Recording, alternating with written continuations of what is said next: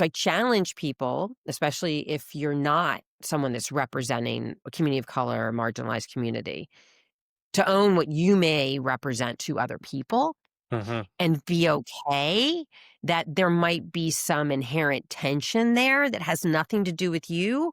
So be ready to say, teach me, find a champion that is going to work with you. Understand it's going to take years to build trust. You're not coming there to take, you're coming there because, it's a passion of something that you want to offer. Um, and just being really humble about that, right? And then bringing people alongside you that make those people feel comfortable to be in those spaces. And I think that people that want to lead, people that want to make a difference, and I still have so much more to learn in this work. There's so much we don't know, and we don't know what other communities want. We need them to tell us. Welcome to Coachcraft, a podcast that explores the craft of coaching young athletes and developing young people. Today's guest is Caroline Foscato, not a coach, but the president and founder of Soccer Unity Project, a Boston-based nonprofit that reimagines how soccer can build community, bridge divides, and create opportunities for young people across the city. Since founding the organization in 2022, Caroline has brought together nearly 2 decades of grassroots soccer organizing, including South End Soccer, which she co-founded in 2008, and the Boston Unity Cup, the city's signature celebration of soccer and cultural diversity that she helped launch back in 2018. Soccer Unity Project serves hundreds of young players throughout Boston, with a mission centered on equity, access, and using the beautiful game as a force for positive social change. But behind that mission are real questions and challenges that every grassroots organization faces. How do you find coaches who share your vision? How do you train coaches and develop programming in neighborhoods where youth sports are under-resourced? And how do you build something sustainable that truly serves the community? Thanks for joining, and now my conversation with Caroline Foscato. Caroline Foscato, welcome to the Coachcraft podcast. Great to have you here. Awesome. It's wonderful to be here. Thank you so much for having me. Great. So glad we finally were able to make some time to have this conversation. We've been chatting for a while. We've known each other, loosely for a number of years. I do a lot of work in Jamaica Plain, you more in the South End, and then Soccer Unity Project. So we're going to get into all that today. Hmm. Super excited to have this conversation with you. So let's just start with kind of how you came to this work that you're doing today with Soccer Unity Project. Where did it begin? Take us as far back as you like. Sure. So Soccer Unity Project is really the outgrowth of, more than a decade of work that I had done in the city, in the community and community work, and then also directly through youth soccer, and really like a creating and a positioning of an entity that is there to build a unifying connective space that is pushing access and opportunity and all the wellness and life benefits that youth would get. So that came and all grew out of the first program I started back in 2008, which was South End Soccer. So typical town league, neighborhood league in the city of Boston. There's like about, I think 8 or 10 of those in the city that are members of the state association and have in-house play and travel teams and all that. That started back in 2008. And I have to give credit really to both my family, my sons, and also other community members, and our co-founder, Carolyn McNeil, who was working for the police department, because I had young kids that just wanted to play sports. That's all I wanted to do. There was no soccer close to us. So as many folks know in urban areas, a real sort of measure that's used is people participate in things that are within a half a mile of where they live, where they go to school, and where they work. And so there wasn't anything close. And also, because my kids had entered public school and I'd started to learn more about the community, not being from Boston, I'd moved here, really starting to understand, and especially in the South End in particular, the huge disparity in inequity between populations about what people have access to. So when we started South End Soccer, it was free and accessible to all, never charge anything, and create these spaces where people from any background can engage with the sport. And A unique thing about that, which is still a big part of our ethos, is in sport for youth development organizations, social change organizations, nonprofits, a lot of them target specific populations because they want to bring that resource, that, you know, access, whatever it is, to peoples that haven't had it. The thing that's very special about us is we see the potential for generational change. We see the potential of the power of the sport, a unifying social capital sharing, building through diversity. So it's really important that we bring people together from diverse backgrounds, different incomes, ethnicities, races, identities. All of those things, how people identify themselves and are identified by other people, to truly break down barriers and connect people. So that was like from the very beginning. We had people in all sorts of economic situations and other things all playing together. And we've held on to that over time. And then as grown. So yeah, just talk about the South End, so the area that you were Yeah. geographically within the city. Maybe talk a little bit about just that neighborhood demographically, what it looks like, where it's located within the city. Yeah, so even from the beginning, we were pulling kids from South End, Roxbury, Northern Dorchester, Chinatown, Mission Hill, Fenway. So that kind of started. But the real core, like initial, like 30 kids that played were mostly in the South End. And what's very interesting about the South End is over time and gentrification, it has become one of the most expensive neighborhoods to live in the city. At the same time, it's still the fourth highest rate of reduced income housing. Hmm. South End, Lower Roxbury. So you will have literally on the same block a housing development, Section 8, market rate housing all together. But those peoples are never connecting. And Oh, because we don't have neighborhood schools in the city, you may have two or three, like there's three schools right in sort of South End, Chinatown, elementary schools, public schools, but everyone in the neighborhood isn't in them.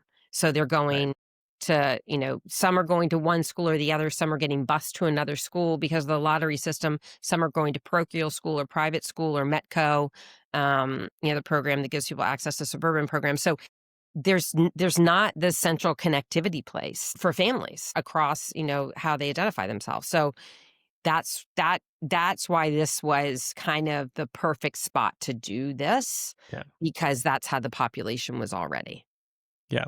It's similar in Jamaica Plain. We're just down the Mhm. road for folks who don't know the geography of Boston, but I wouldn't say it's exactly the same. It's a little more dense, I'd say, in sort of the South End area, but demographically, you certainly do get the mix of higher income and lower income folks. And then we, pull in people from those kind of surrounding communities as well. So Dorchester, Roxbury, Mattapan, Hyde Park, et cetera. Um, so when you started this, I mean, this is all in a volunteer capacity, right? To take us back, it's 2008, I think you said. You and how many folks are involved in the organization? And yeah, what did that look like just on the ground? Yeah, I mean, well, so the first thing we did was we got, they used to have something called Boston Rocks, a grant program through the city. We got a grant for that just to test it out in the summer, and hired a college student, ran some clinics just to see, and people I'd met through the school system and other neighbors, what the temperature of it was. And people loved it. And so then that fall, we had, probably 20, 25 different, family, parents, Hmm. community members. And even then, it was a combination of parents and community members, which a lot of town-based soccer programs that you see across the state and across the nation are really run by parents, right? They're Yeah. parent volunteers, they're the fuel of it. But we, from the very beginning, we had some community members that didn't have kids leaning in. And so, we pulled together and we kind of did clinic-based in-house league, and sort of how so many of the programs that are in the system have been there for decades. Like, we really built it from the ground up, and it was not very diverse in the beginning, honestly, right? It was like, In terms of the volunteer engagement. or even the players, right? Like, we got very intentional about our outreach and worked through some of the safety task forces and elected officials and the city to, like, populations that haven't historically had accessed something or historically had not played soccer in this country, the global sport, which is really bled into being sort of a white suburban upper class sport, that the sport they didn't see for them. So we did a lot of real intentional outreach to bring those communities in. And it was really interesting through the growth because we would see, someone from a certain ethnic background participate a couple, the next year, and then the year after that, there'd be 8 more families Right. from that background. And so there's so much trust based in this kind of work and building that trust and just letting it organically grow. Yeah. Um, it's funny. I didn't realize the program is so strong. I got involved in grassroots soccer here in Jamaica Plain around was when my son entered, well, first grade Yeah. here in JP youth soccer. So this was around 20, what is it, 2012, 2013. I kind of assumed that you all were this very long-standing Yeah. organization, but it was really just not even 5 years or so prior to that that you were getting Yeah. things off the ground. So it's a credit to where you are today, and we'll get to that here shortly, that you've built so much. Did you have any idea that this was setting you on this course for this journey to building then Soccer Unity Project Yeah. and kind of what you're doing today? Was Yeah. this It's, always fu- part of the it's plan?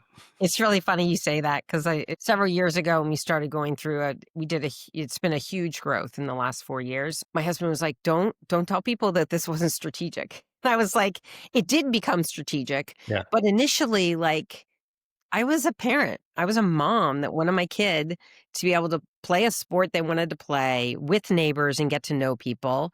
And, ironically, I studied sociology and business in college, and that's now what I do for work, which Yeah. wasn't really what I thought.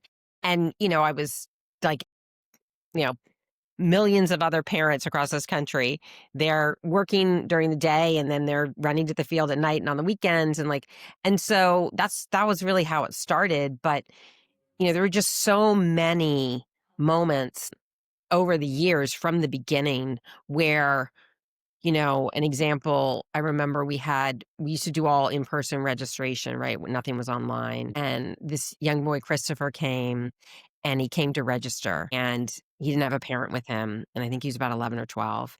And we were like, okay, we have to get your parent signature. So I'm going to give you the form, have them sign it and then bring them back or they can call us. He goes home, he gets his stepfather, brings him back so he can register for him for soccer because he learned about us searching online because he wanted to play. And I was like, okay, like this is really important that we create Hmm. this access and we have this sport like in a community that had not had it because it's wanted. And Hmm. so many defining moments like that that really built our growth and the continued like partnerships and outreach. And like so much of what we do, it's because we have really amazing partnerships and really great stakeholders, right? Yeah. So just you've grown so much, as you said, and particularly in the last 4 years. At a certain point, what was, South End Soccer, a kind of Yeah. typical grassroots program, similar to what we have in Jamaica playing youth soccer. But you created Soccer Unity Project. So this is, and correct me if I'm wrong here, a 501c3 nonprofit. You're now doing, you have fundraising activities, you have a board, you're operating like a 501c3 nonprofit. So, how did that change what you were doing? Yeah. Yeah. So we did become a nonprofit back in 2011 so that we could collect donations because our model has always been we give parents an opportunity to donate when they register, or like we would have small events to offset all the costs because we don't charge. Right. So we had to figure out, and then, partners would go. But the real kind of shifting happened around kind of 2018, 2019, 2020.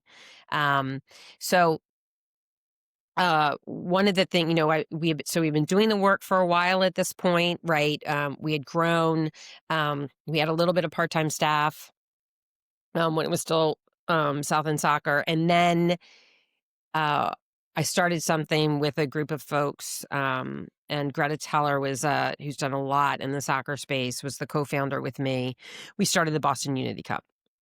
And the Boston Unity Cup, we actually learned about through a friend in Philly, and Philly has a Unity Cup there. And actually, Philly was great. They helped us figure out, like, how do we set up this World Cup style event that was going to bring in Hmm. immigrant populations and different ethnicities to play, like you would see in a World Cup, and different things about working with those populations and registering all that. So we started that in 2018, and there were all these other moments like I talked about with Christopher, but all these other moments over the years where I was like, "Oh, this is amazing." And there's like communities, like I was learning how popular soccer was around the world. I didn't know. I didn't get Mm. it. I didn't get that like soccer is like oxygen Did in you dozens of play other. yourself growing up? Were you around the game? I played as a kid, but that feeds into some also reasons why this work is important to me. Is there were a lot of challenging family dynamics, and I didn't play sports like through high school. So um, there were, and that's a whole nother subset, but it's a big driver for me. And so I knew, but I wasn't like this avid. People ask me all the time, like, where'd you play in college? Like, did you like did you coach? Like, what at a high level? Like, and I'm like, I really got into it about community, Yeah. right? I mean, Yeah. that was really the force. And so as I was saying, when we started Boston Uni Cup, which is now the city's largest soccer tournament, it's an adult soccer tournament. It's a free soccer tournament. We have, this past year we had 8 women's teams, 42 men's team. Sorry, 8 women's teams, 32 men's teams representing over 35 nations and regions, and we play at 7v7. So you'll literally hear like at least 8 languages on the field at Mhm. the same time when we have Yeah. 2 games happening concurrent. So that really I was like, oh, there's so much more power in this sport. Like I kind of knew it, but that was really solidifying. Yeah. So we were already a board at that point, a lot of family members and community members. And it's like we got some unexpected funding, which you're like, what? Oh, yeah, okay, money. And we had to earmark it for something. And Uh-huh. we're like, let's do strategic planning. At this point, my kids would be aging out. What were we gonna, what would we do? Like, what should this be? And that's when we came up with Soccer Unity Project and this idea of reimagining the sport, accessible for all, building into the unifying power of it. And said, we're just gonna go for it. And like, we're gonna hire full-time staff. We've tripled our budget in the last 3 years. Um, we're going to bring in like people around coach development and player and youth development. Like that was really like a series of those things happening. That's really what sort of, and then we did it. We did the rebranding and the relaunch, Mhm. the Soccer Unity Project, and hired our first couple FTEs. So what were some of the sort of challenges around scaling the organization? You mentioned you just tripled your budget. I imagine you're bringing more families, more kids into your programs.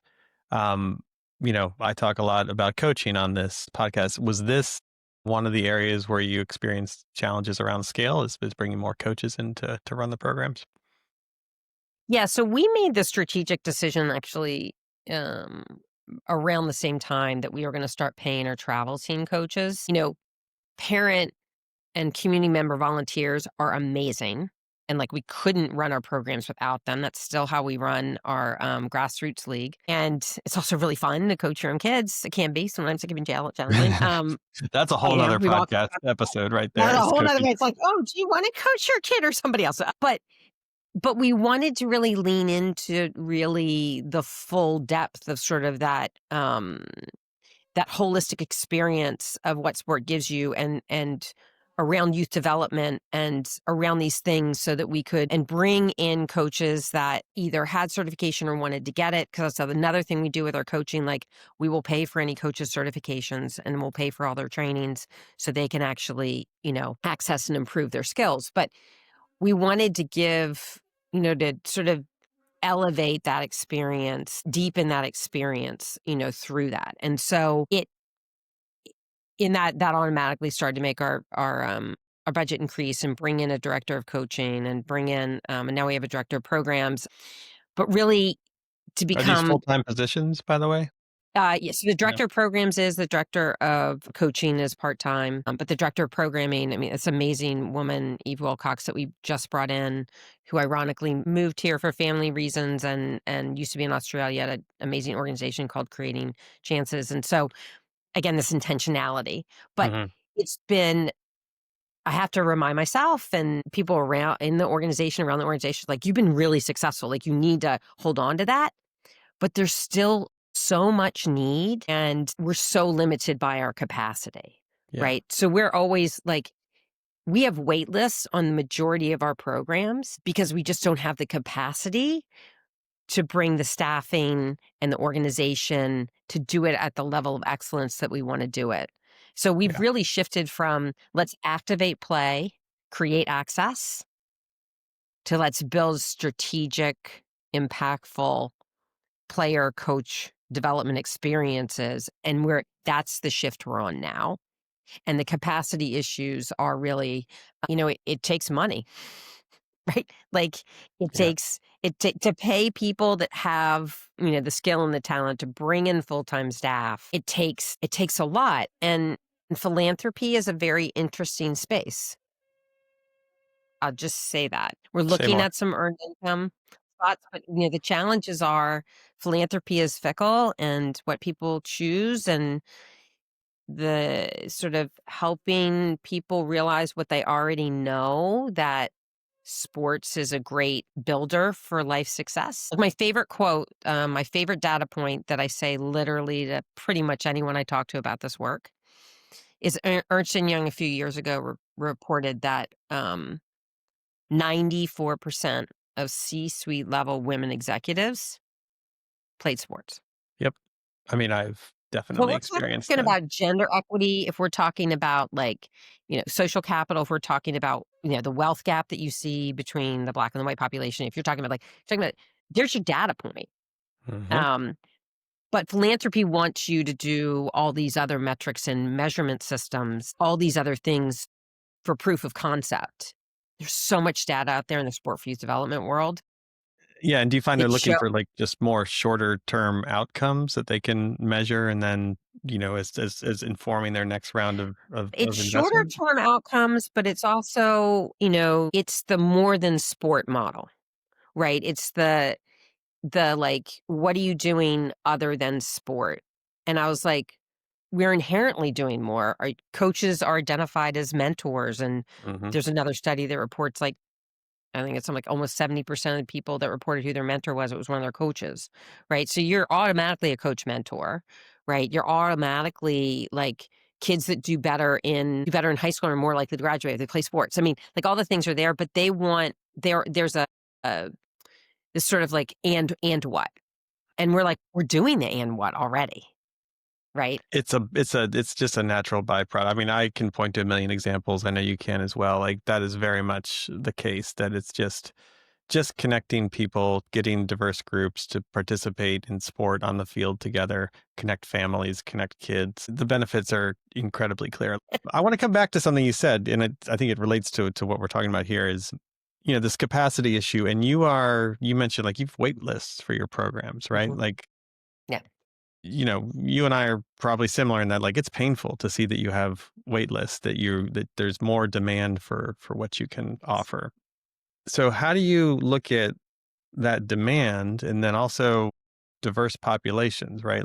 It needs to be inclusive. I think the folks, I'll just say anecdotally, like, the folks who register first, tend to be the more well-to-do families. And so how do you balance these resource constraints with then providing access and enabling the diversity and the unity that sits at the center of your mission? Yeah, no, that is a great question. It's something that we talk about and we look at. One of the things we do is like, for instance, we'll have families being like, "Can we register for next season?" And when we like, "Well, registration will be open like for the spring, we won't open registration until March." And people were like, "But I need to I gotta like I want to." And I'm like, "This is when we historically play. It kind of equalizes it, right? Because people that may have any sort of like language or technology challenge or anything like they're learning about it. There's a self-selection process that tends to happen. I think as many people, that have worked in the sport or have kids that are playing youth sports, the business of youth sports has shifted who has access. Mm. And, for me, the whole thing needs to be blown up and reset. And so, especially in youth soccer, because a lot of people don't know that, you know, soccer, the Aspen Institute Project Play reported this, that like soccer is now the most expensive of the four most popular sports. So it's more expensive to play soccer than baseball, basketball, or football. And you're like, what? I don't Yeah. understand. Yeah. All you need is a ball, really. You don't even need a goal, actually. But it's this mindset we've created about the sport. And so it's so when we're doing the outreach and we're intentional about where we do our outreach, right? So we're going to public schools, we're going to elected officials, we're going to people that are in touch with populations that historically haven't had representation. We're looking at, you know, continuing to push our coaching and our staffing model that have that representation because people go where they feel comfortable and safe and there's trust, right? And everyone does it. So it's just a reality. And like on the girls' side, right? We push so it on our girls' travel teams, there's at least one female coach on every team, which I asked our coaches, like, were you ever coached by a woman? So many say no. Yep. So, that kind of thing. And the girls is a whole nother space where like we're really going to be doing some analysis on. That's the one area we don't have a wait list, our girls' travel team. Yeah. That's a whole nother conversation. Yeah. I But was about to but take us it's into that space, but we'll come back to yeah, it. Yeah. yeah, great.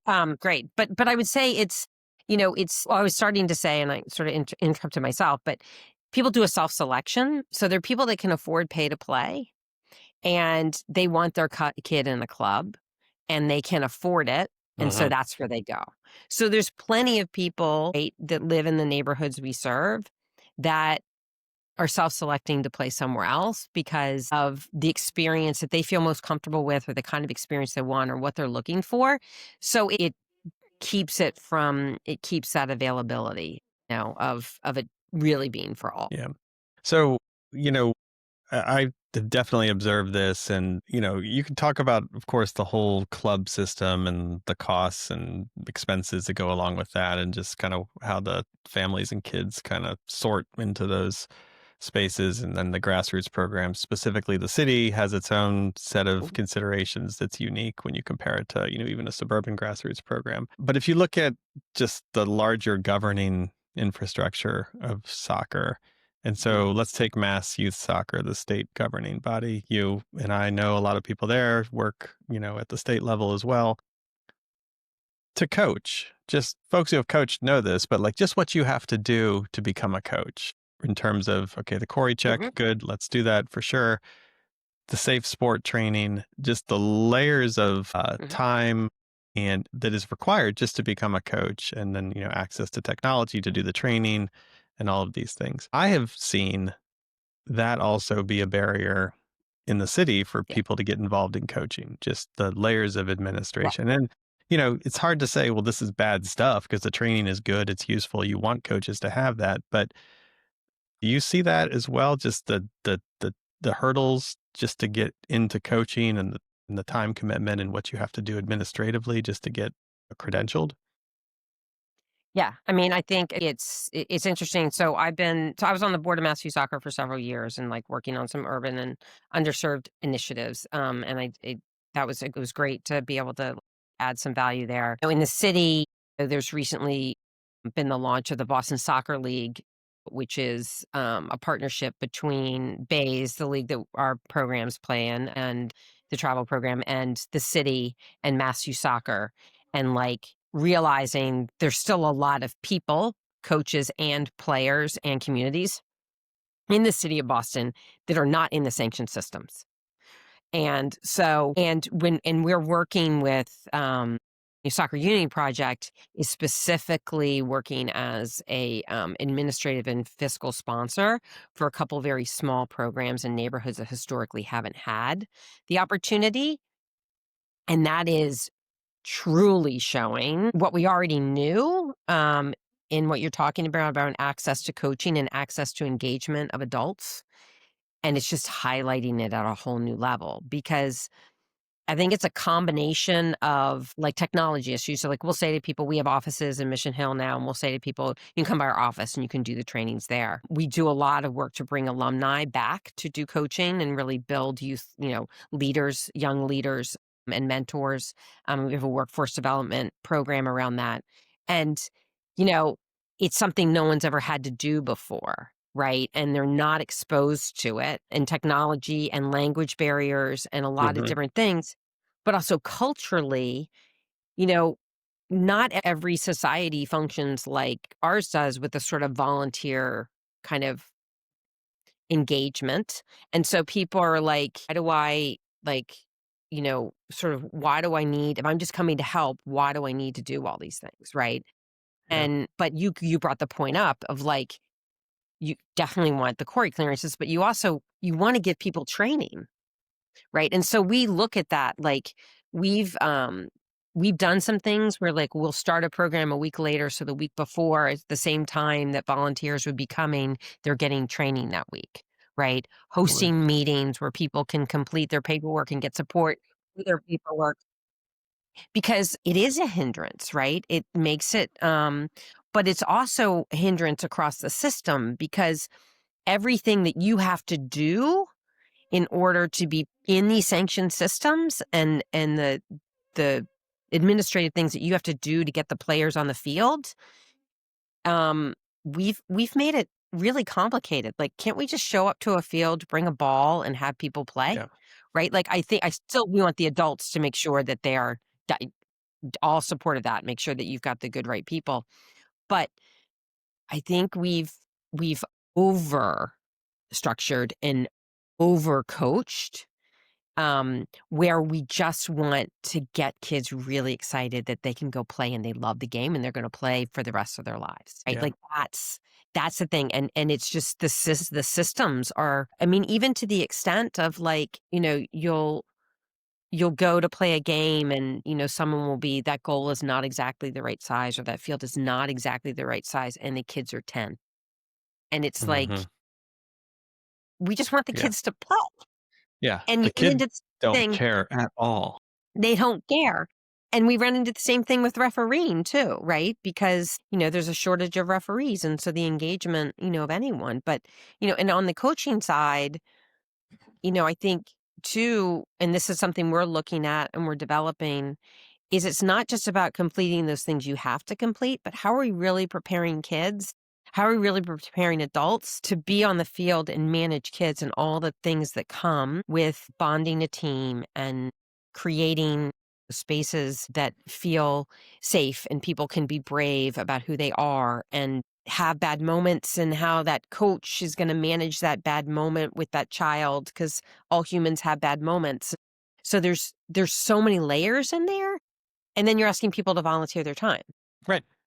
Right. I mean, we've all done the safe sport training and like it is all good information just to use that as an example, but it doesn't need to be, I'm just going to say it doesn't need to be that long. It feels like there's so much administrative apparatus set up just to get credentialed as a coach and to be on the field with kids that feels like almost like we're just really trying to avoid lawsuits here, Oh, like yeah. we're gonna, Oh, yeah. it's just, it's so Yeah. all this time goes into, and it is, don't get me wrong, like this is important information for coaches to have, and you're on the field with kids, and that is Mhm. a very, important dynamic that you need to understand your place in it. But man, if we could just have, an hour of that time for the stuff you're talking about, like how to actually get on the field to get your season going and to get the kids excited and feel like they belong in this group and just like that's what's important. You have 10 weeks, right? Every season. And it's not a lot of Yeah. time. And like to your point, like No. we're dedicating that first week oftentimes to training. And we do the same thing in Jamaica Plain where the parents are available because that's the time they're going to be scheduled throughout the rest of the season. But yeah, that's something I just feel we need to understand about youth soccer is just lowering, reducing the friction just to get people involved and on the field. So Yeah. that's my up on the soapbox moment. And I know you experience the same thing. Um, Come back if we can to girls' participation. Yeah. And I think anyone who follows the game, the women's game in particular, you see at the highest level that there is it's historically been more white suburban middle class. I think, that's maybe changing a little bit now, but it's still for girls in particular. Participation in the city and communities that are not the white middle class communities in the city. Mhm. How does the girls' participation dynamic play out in Soccer Unity Project? Yeah, so it's been very interesting to us, and we're gonna put some concerted time and effort in this. We launched a task force this past year to really bring women in and sort of from different backgrounds in sport and other spaces and soccer, kind of talk about like learn from them what got you into the sport, why did you play it, or why did you play sports at all, or what do you think, would make it engaging and going to some conferences and talking with other organizations that seem to be doing even non-soccer, non-sport organizations that seem to be doing well in the, girls' engagement. Because what we've seen is so we've had like a real increase in numbers, right? So we were, our free youth programming serves, it was 800 and then it was 1,000 and then now it's over 1,400 and it's probably larger than that.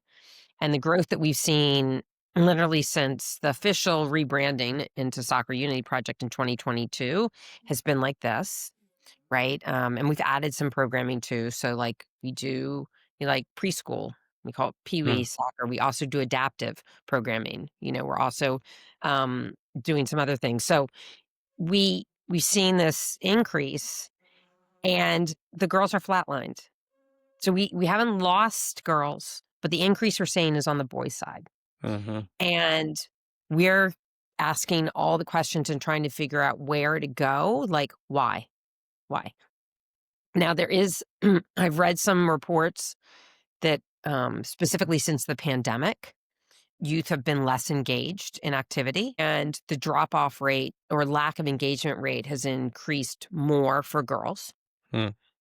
Why? Right? What is it? I mean, we all know, and it's been reported for years, that when girls hit middle school, puberty, there's a lot of identity things around body and self, and that's when they drop out. So you see girls like leaving sport. And so, what kind of spaces are we creating so they want to be there? Right? What kind of environments? That comes back to the coaching. What kind of support are we giving coaches to create these spaces that girls feel like I can be an empowered young girl? I can be an athlete and, at the same time. And so we're really focused on looking at all of that to figure out. But we also have to realize that culturally, I mean, this is why when you see internationally at the professional level, excuse me, where we are on the woman's side here versus so many other continents and countries. Because culturally, there are still cultures that don't encourage or even don't allow girls to play.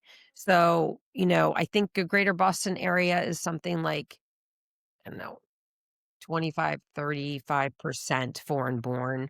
Um, so when you're looking at, these populations that their culture is not have that ingrained, they Hmm. will push and support their sons, but their daughters, not so much. And one of the things we are looking at too is timing and location, because some communities, some ethnicities, very affiliative, and it's really beautiful because family is the number one priority, right? And if you schedule things when either because of their religious beliefs, because of historically kind of when they have things happening, at times the girls aren't coming. So we had an example when we started our travel teams, whatever it was, 10 years ago or whatever. we were we had a girls travel team. I think the girls were like I think it was like U11, U12. Um they were all coming to practices, and then like halfway through the season a lot of them weren't coming to the games, and they lived in common areas. And it was a large percentage Latina girls. And we found out that there were quinceañeras and there were baby showers and there were other family activities that were happening. And that's what they were going to go do, not go to their game. Okay. So let's look at the system and be like, okay, if those are usually Saturday mornings, maybe we do our games Saturday afternoons. Maybe we move them to Friday nights, but there are also religious communities that have services Friday nights. So it's like how you meet the communities where they are and not try and shove them into this system and ask them not to hold on to their cultural heritage. So, Yeah. there's a lot of components, and I think I was just at the US, Youth Soccer's Grassroots Symposium, and speaking with different people that run girls programming, and just some things that you do that um, make it feel, really a space of welcoming and connection and belonging on the girl side. And so we're trying to learn about all that so that it feels like I want to come here. This is a place I want to be. This is a place I want to be with my friends or make friends. And I don't want to stop doing it. Yeah, I've learned a lot about this space myself just over the years. I don't have a daughter. I think, parents who have girls as children can speak to this a little bit more clearly, but I do think it's important that folks, like myself who don't have daughters or are men can start to engage on this a little bit more in a more nuanced way because, oftentimes like, well, we make these programs available, right? It's equal. There's equity. And that is true, Yeah. right? Like it's available to girls as much as it's available to boys. But there are layers beneath that you may struggle as a grassroots organization to, you're already resource constrained, right? You don't have the fields whenever you want them. You have to take them when Right. you get them. But just to understand where are the entry points and where is the resistance Hmm. is the first step. And then being able to, I think, shape conversations with whether it's policymakers, partners in the city. But it's really tough. Like you really do see, like we can't change cultures of people that are living and working here. Um, and so those things are just they are a reality. But we do need to understand them and acknowledge them. But yeah, I've often Well, I felt think, and one of the yeah. things, yeah, and Sorry, one go of ahead. the things that, we got some really great advice from Mass Youth Soccer because they mentored us when we started, right? And they really helped us through the years. And then, and, you know, the, I think the part of it too is that be okay to meet people where they are and have programming for that. So I think one of the things, a real identifier of who we are as an organization, and it's why we've added in adaptive programming, is whatever level you are that you can play, you want to play, it works for your family to play, let's give you that. Right. So, for instance, we've had families before that are like, and it's happened a few times, and those few times are more so on the girls' side. Like, I don't want to do a travel team. I just want her to play soccer and so grassroots league. So a lot of programs, they have, grassroots programming, recreational programming until girls reach the age of travel teams. And then they just do travel teams from, grade 3, 9-year olds up. So like we have a program through middle school. So like you can keep playing in the way you want to. We've also added in what we call community pickup sessions.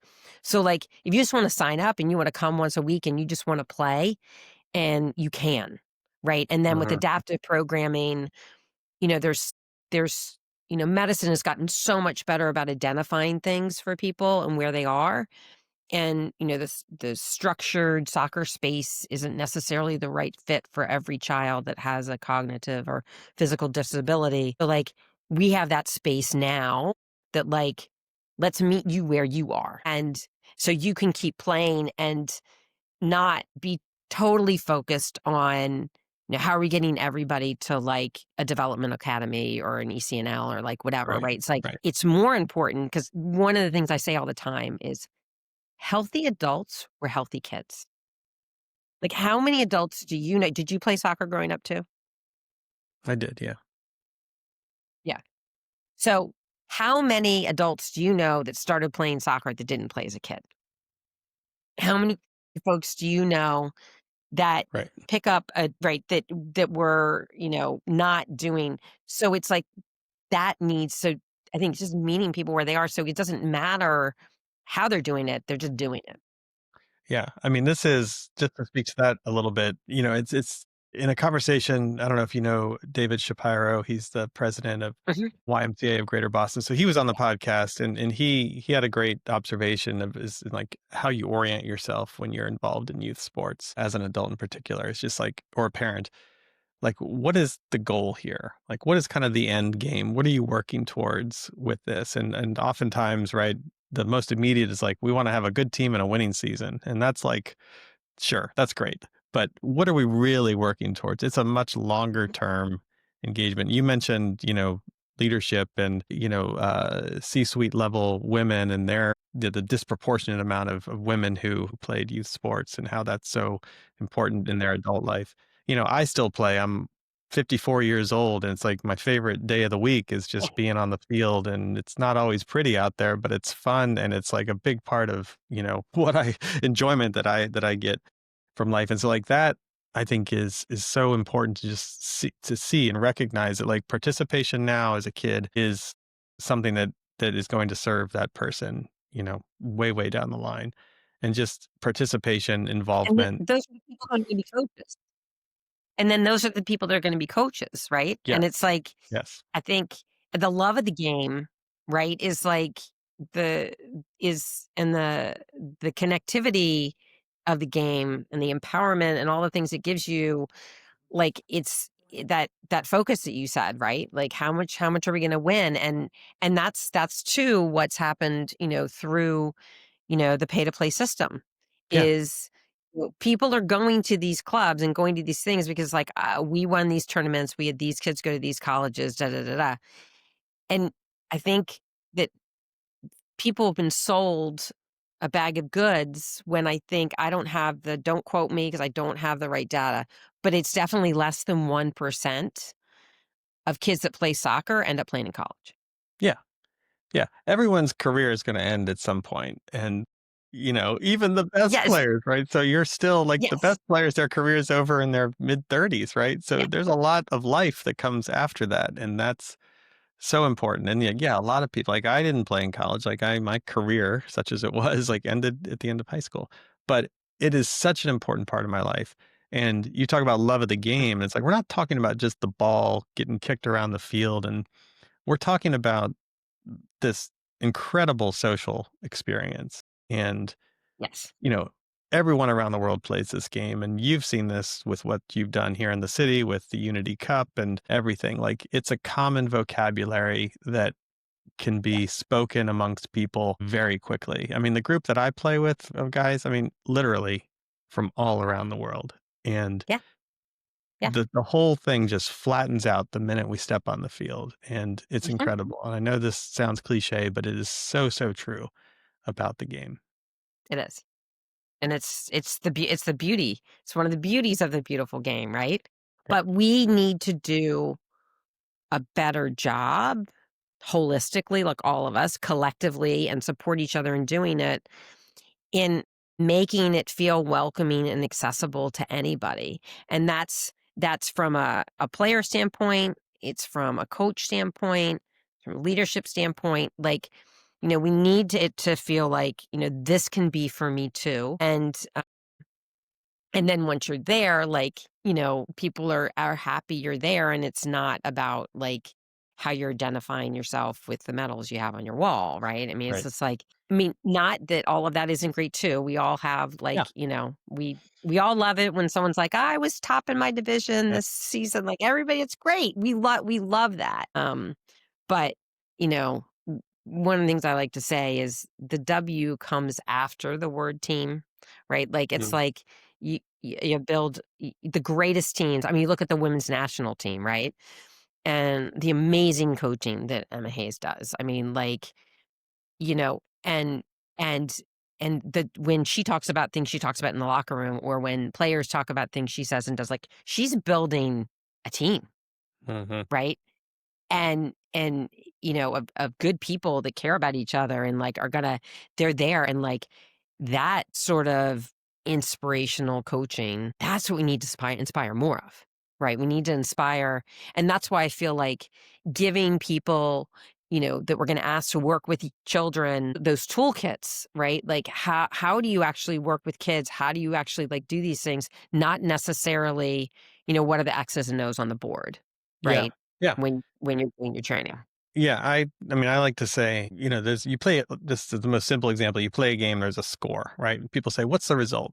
Well, the result was 2-1. Our team won. Great. Okay. That's one result. But there's a lot more results that are happening in that game for both Yeah. teams. Even if you're on the losing side, there are positive results, right? And so I think people need to look at that very holistically when they're thinking about the game. What are the results? What are the things you see show up on the field? What do we need to work on? What did we do well? How are we connecting people? How are we connecting teammates? The culture of the team. Like these are all things that are results that you Yeah. Like one of the things when our director of programs started, Eve, one of the things we added in the season into our Grassroots League is so, we're building out our workforce development program, which we're really excited about because we're bringing alumni, teens that play with us, other young people that love the game. And they're coming and we're teaching them to be junior coaches. And then they're also refereeing in the Grassroots League. And so, amazing partnership with the city of Boston. I mean, I just have so much respect for the administration, what they're doing for youth sports. Mm, And so we're Success Link grantees now, which is a program that basically grants money to nonprofits and organizations so they can hire young people and give them professional development and work opportunities, which we're so thrilled that we're part of that. So as part of that, right, we're like looking at how we give them different kinds of professional development, but we also have them on the field in the grassroots programs. And we've made the choice to also figure out how to raise the money to pay them when outside of the time that we have that grant funding from the city. And so what got added into the Grassroots League was something called Unity Points. So are you familiar with Football 3? uh, just a little bit. Yeah, it was introduced to me by a mutual friend, Ethan Oh, yeah, Goldman. Yeah, Ethan. yeah. Yeah, yeah, So, yeah. but I don't know Love much him, love about it. him. But yeah. So Football 3, yeah, Football 3 is a really cool concept, 5v5. It's the players playing it, define the rules of the game, and it may be things like everybody has to touch the ball before you score, like different things around sort of social emotional learning and connectivity. And so sort of from that, Eve pulled out this concept of us doing unity points. So we're doing shout outs for players and teams when they're playing the game for doing positive things. So they did a high five, they helped a player up, da da da da. So really trying to put that focus on that in a way that, we live in a different environment. Like there's a lot coming out around, lack of sort of inspired intentional motivation, right? Intrinsic motivation Hmm. because of everything with technology and everything is like I do a thing and I get a point on a game. Like there's so much. And so building that in them. So they're getting some points. We kind of added that in, Hmm. but it's focusing on that. Like when we used to do we for our travel teams, we do like a series of the coaches pick a series of different kinds of awards like coachability and best teammate and da da da da. And one of the ones I was always like, let's do who had the most assists, Hmm. not who scored the most goals, right? It's like, and that was a hard thing to measure, so we didn't necessarily do it, because you have to have someone tracking it, but on the sideline. But it's like that kind of mentality, and you just Yeah. have to and any coach can do it, right? Like any organization can do it. You just step back, you take a deep breath, and you're like, all right, the outcome that we want, right? What's something we can kind of integrate into what's happening to like push for that sort of priority and outcome. Yeah, I love that kind of thing. Yes, like the scoring a goal, it's sort of the most obvious, good thing for your team to happen on the field. But this is the beauty of soccer. It's not just soccer. A lot of sports are like this, but like what goes into the goal? What are all the things that need to happen on the field in order for, you even get an opportunity to have a goal? Measuring assists is a great one.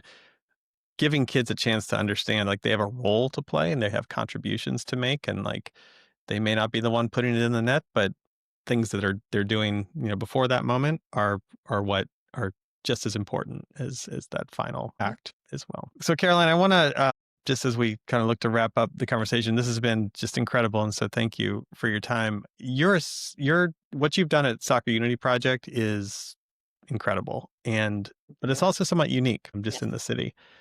There's programs all around the city. You mentioned it before. We're right down the street from you, and I have learned a lot about Soccer Unity Project today that I didn't know before. And this idea of just what do you do? Like how do we move the game, the youth game in Boston forward in an environment? And a lot of cities are like this. They're very, neighborhood based. You've got a lot of programs. They operate a little bit in silos. It's not that they aren't aware of these Mhm. other programs, but Yeah. you sit in a unique position because you're running a big program now, and it's, you're bringing money in, you have a larger budget than most organizations in the city.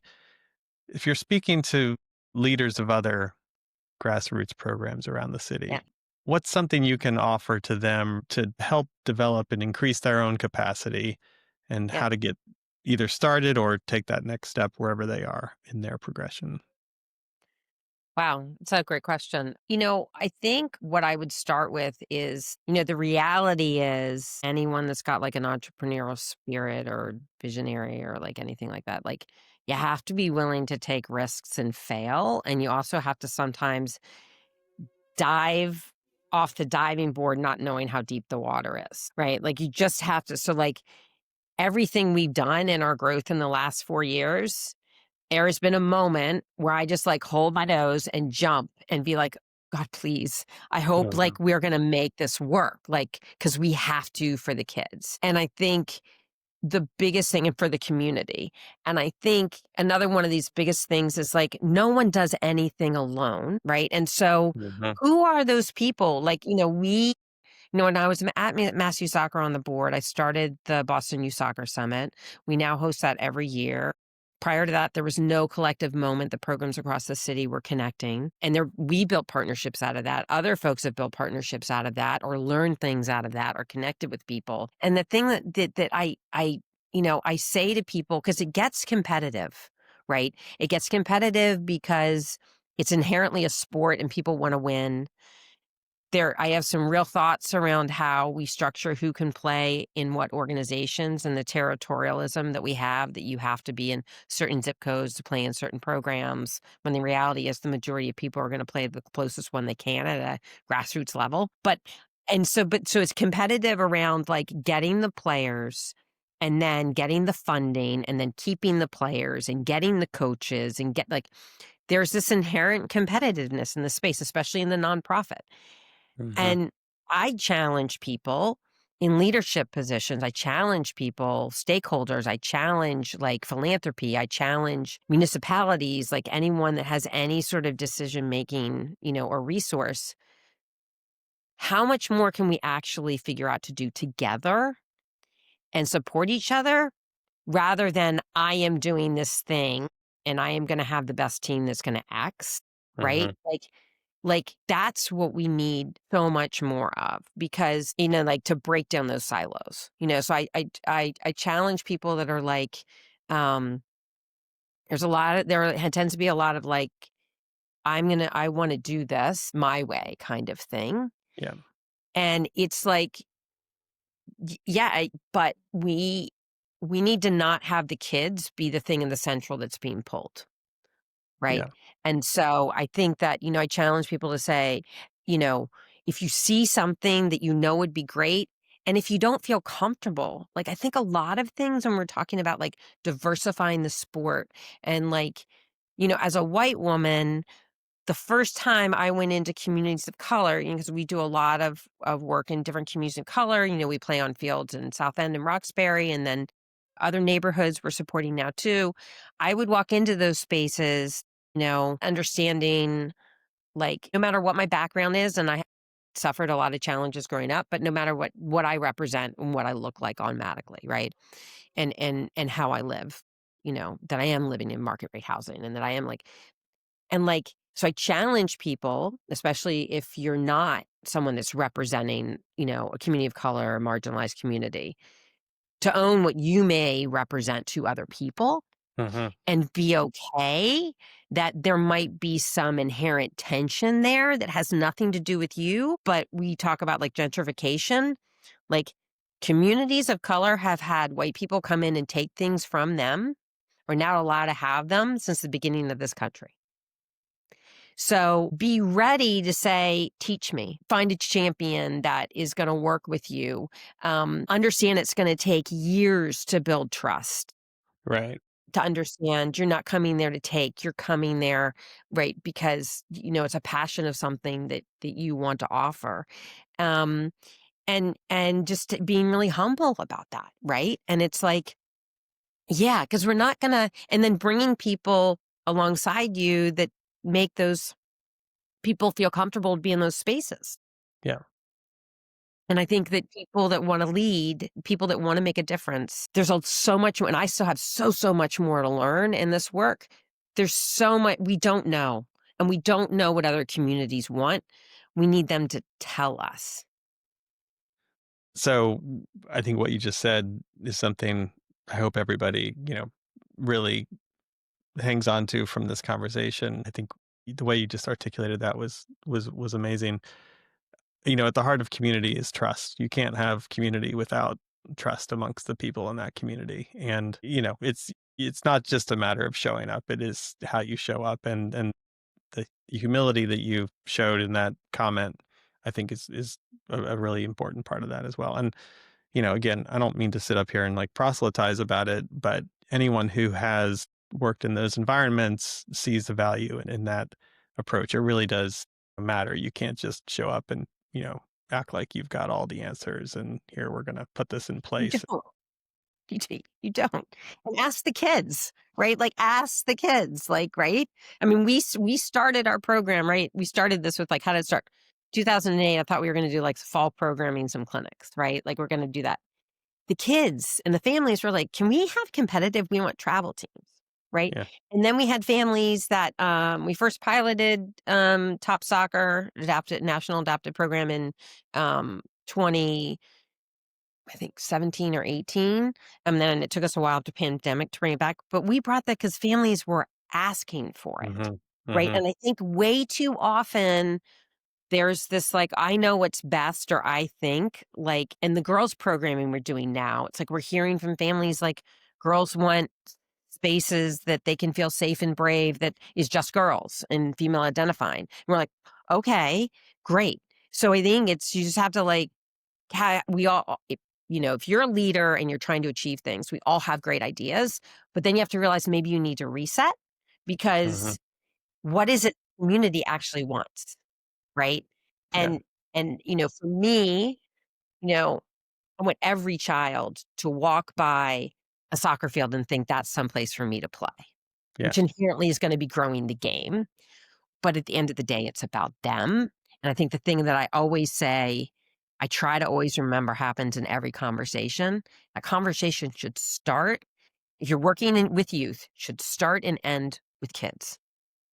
Like that, like it should be like, and what about the kids? I mean, it's why we Hmm. started our workforce development.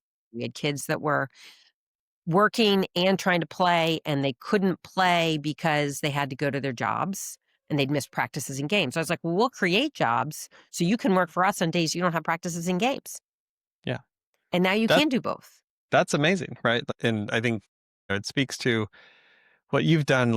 You're in touch with funders, like you're now directing money into a system, which is a fantastic achievement just to be able to do that. So well done on that. The last thing I'll say just on this as well, like it is messy and it's not like here's a solution and this is now the solution that's going to serve us for the rest of time. Like it is such a No. dynamic ecosystem. And, we being adaptable and also just embracing the process and embracing it's messy sometimes, right? Not everybody's happy all the time. Like you have to hear people and have those Yep. conversations, but also recognize like you can only course correct so quickly, or you've got to honor other, dynamics in the system such as it is. And, sometimes like in JPU soccer, we go through these cycles. It seems sometimes, oh, now we're doing the same thing we were doing, 8 years ago.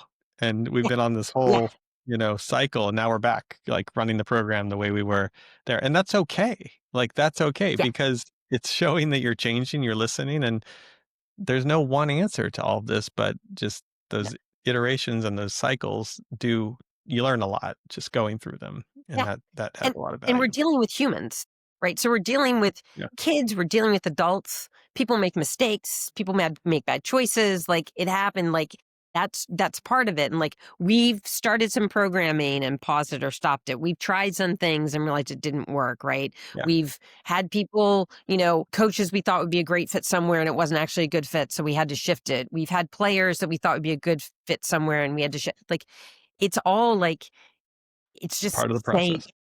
this is humans, and like stuff's going to happen, but you just come back to, like, joy and love of the game, like, Yeah. and the And the kids. people. Exactly. Yep. Caroline, thank you. Amazing. Just really enjoyed this conversation with you. So I appreciate you taking the time. I know we're in the middle of the fall season, so you've got a million things going on. So this is, I'm really appreciative of that. One last question for you. Any sort of resource or something that you kind of come back to in your work, or it could be a book, it could be a movie, could be an organization, something that's just a resource for you, a touchstone, or something you're just got your head in right now and is really got your attention that you'd like to share with the audience? So I think the first thing that I will say is from like a standpoint, like in sort of a leadership sort of role. The one of the things for me that's been really important is that the village that's around me, it starts with my family and then it bleeds into my friends. And I'm really blessed to have an amazing network there. But then there's a couple key people, and if any of them listen to this, they know who they are, that I pick up the phone, or actually it's usually a text, and I'm like, "Hey, can we meet for lunch? Because I'm really struggling." I've had moments, I mean, I have had moments like, "I don't think I can do this, like, this is too hard, like, what we're trying to achieve," or like, that we didn't get that grant, or that person said no, or now federal funding's cut, and there's things we can't have access to, like, really hard moments, or just things on the field and dealing with people, like, whatever. And I call them and I'm like, they've been doing what they've been doing a little longer than me. They're not necessarily in sports or soccer, but they're in the, social change environment and they refuel me. And I have about 4 or 5 people like that. And they uplift me and they're like, no, your work is really important. You were fighting system change. You were like, you got to keep doing it. And I think that's huge. I would say from like a more related to soccer and inspiration. So there's been a couple key programs that like, I really see as, like, truly inspirational in what they do and how they do it. There's one that I ironically, through people, got connected with in Scotland called Spartans, and they serve very Mm. similar for us, and I kinda look at what they do. Another one is South Bronx United. I think they're kind of like a pillar in doing this work around both access and soccer and player development and workforce development for teens and like that, all of that. There's another one, Soccer Without Borders, which, Yep. is international and they are like the best at one of the best I've seen of like the real community building, both from like a staff and a player and a Mhm. family standpoint. Like they really do great work. And then we've because now that we've been doing this work and we've gotten connected to people, like now we're members of Common Goal. And if people don't know what that is, look it up. It's a using sport for social change impact. We're a member of them. They give us resources. So I think there's not like a movie or a book or a thing. I think it's a combination of like, you know, what it is. And then there are other inspiring organizations that may not be in sport that like looking at their model and whenever I get a chance, like talking to someone and being like, how do you do this? How did you do Mhm. this? Mhm. Like I was just on the phone with someone this morning because we're in a big spot of raising our profile and board development and all of these things. And like I saw you do it with your organization. How did you do it? So I think for me, it's like there's not a one or a few. There's like a ton.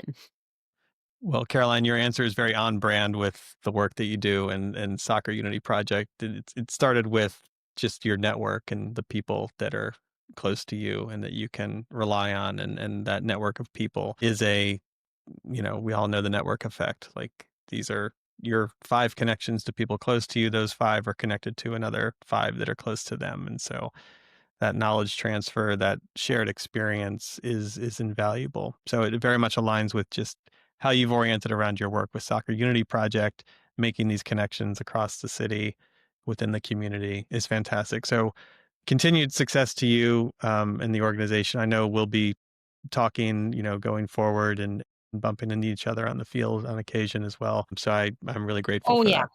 So Always thanks. collaborating. Always collaborating. Exactly. Well, great. Well, enjoy the rest of your season, and thanks again for your time today. And yeah, Thank you so much, Alf. Really appreciate you. all right. Thanks so much, Caroline. Caroline Foscato's journey from organizing neighborhood programs in 2008 to leading Soccer Unity Project today offers valuable lessons for anyone working in grassroots sports. What emerged from our conversation were several key themes worth reflecting on. The power of bringing together diverse communities rather than serving isolated populations.